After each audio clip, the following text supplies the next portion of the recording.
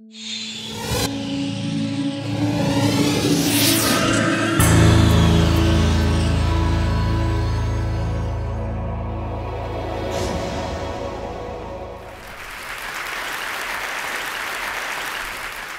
year when I was here, I was speaking to you about a swim which I did across the North Pole.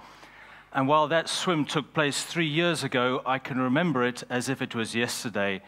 I remember standing on the edge of the ice, about to dive into the water, and thinking to myself, I have never ever seen any place on this earth which is just so frightening. The water is completely black. The water is minus 1.7 degrees centigrade or 29 degrees Fahrenheit. It's flipping freezing in that water. And then a thought came across my mind. If things go pear-shaped on this swim, how long will it take for my frozen body to sink the 4.5 kilometers to the bottom of the ocean? And then I said to myself, I've just got to get this thought out of my mind as quickly as possible. And the only way I can dive into that freezing cold water and swim a kilometer is by listening to my iPod and really revving myself up, listening to everything from beautiful opera all the way across to Puff Daddy, and then committing myself 100%. There is nothing more powerful than a made-up mind. And then walking up to the edge of the ice and just diving into the water. And that swim took me 18 minutes and 50 seconds, and it felt like 18 days. And I remember getting out of the water and my hands feeling so painful, and looking down at my fingers, and my fingers were literally the size of sausages, because, you know, we're made partially of water. When water freezes, it expands, and so the cells in my fingers had frozen and expanded and burst. And the most immediate thought when I came out of that water was the following: I'm never, ever going to do another cold water swim in my life again. Anyway, last year I heard about the Himalayas and the melting of the and the melting of the glaciers because of climate change. I heard about this lake, Lake Imja. This lake has been formed in the last couple of years because of the melting of the glacier. The glacier has gone all the way up the mountain and left in its place this big lake. And I firmly believe that what we're seeing in the Himalayas is the next great big battleground on this earth. Nearly 2 billion people, so 1 in 3 people on this earth, rely on the water from the Himalayas. And with a population increasing as quickly as it is, and with the water supply from these glaciers because of climate change decreasing so much, I think we have a real risk of instability. North, you've got China. South, you've got India, Pakistan, Bangladesh, all these countries. And so I decided to walk up to Mt Everest, the highest mountain on this earth, and go and do a symbolic swim underneath the summit of Mt Everest. Now, I don't know if any of you have had the opportunity to go to Mt Everest, but it's quite an ordeal getting up there. 28 great, big, powerful yaks carrying all the equipment up onto this mountain. I don't just have my Speedo, but there's a big film crew who then send all the images around the world. The other thing which was so challenging about this swim is not just the altitude. I wanted to do the swim at 5,300 meters above sea level, so it's right up in the heavens. It's very, very difficult to breathe. You get altitude sickness. It feels like you've got a man standing behind you with a hammer, just hitting your head all the time. That's not the worst part of it. The worst part was this year, was the year where they decided to do a big cleanup operation on Mount Everest. Many, many people have died on Mount Everest, and this was the year they decided to go and recover all the bodies of the mountaineers and then bring them down the mountain. And when you're walking up the mountain to attempt to do something which no human has ever done before, and in fact, no fish. There are no fish up there swimming at 5,300 meters. When you're trying to do that, and then the bodies are coming past you, it humbles you, and you also realize very, very clearly that nature is so much more powerful than we are. And we walked up this pathway all the way up, and to the right-hand side of us was this great Khumbu glacier, and all the way along the glacier we saw these big pools of melting ice. And then we got up to this small lake underneath the summit of Mount Everest, and I prepared myself the same way as I've always prepared myself for this swim, which was going to be so very difficult.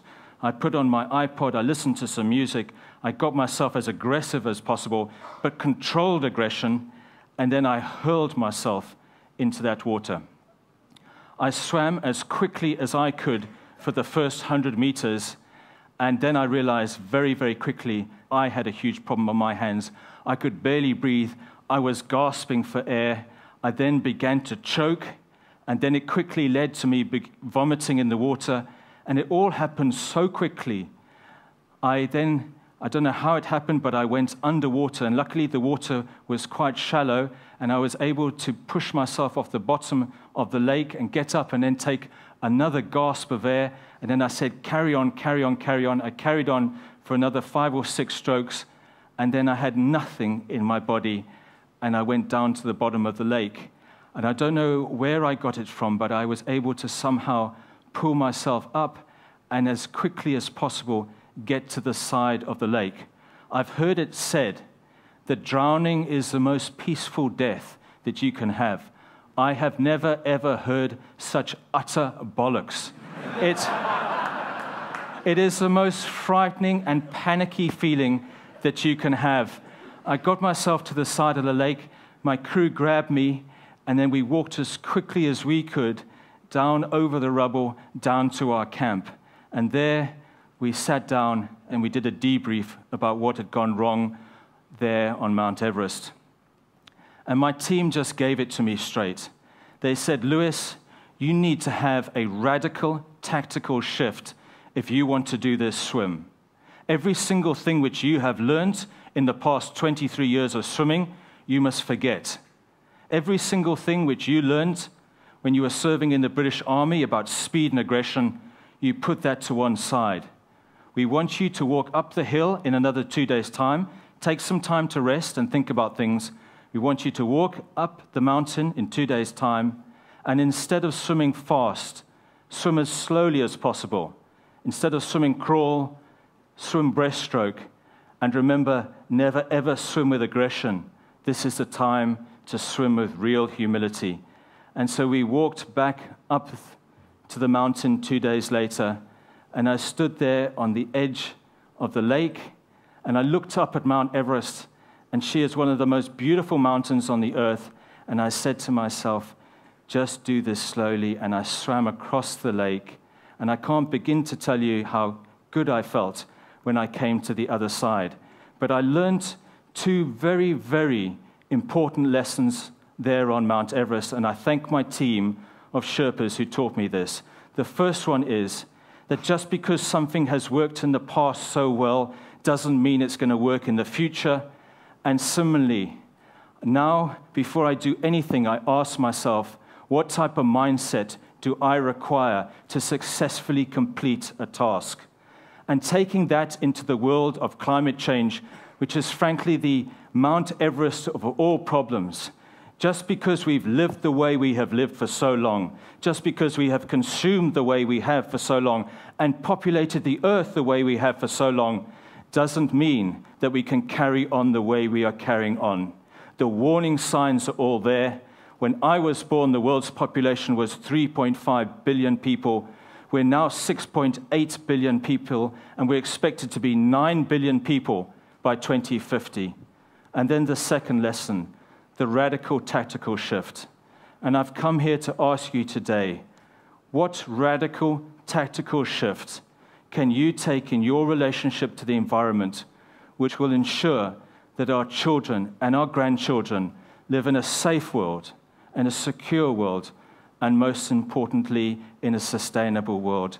And I ask you please to go away from here and think about that one radical tactical shift which you could make, which will make that big difference, and then commit 100% to doing it, blog about it, tweet about it, talk about it, and commit 100%, because very, very few things are impossible to achieve if we really put our whole minds to it. So thank you very, very much.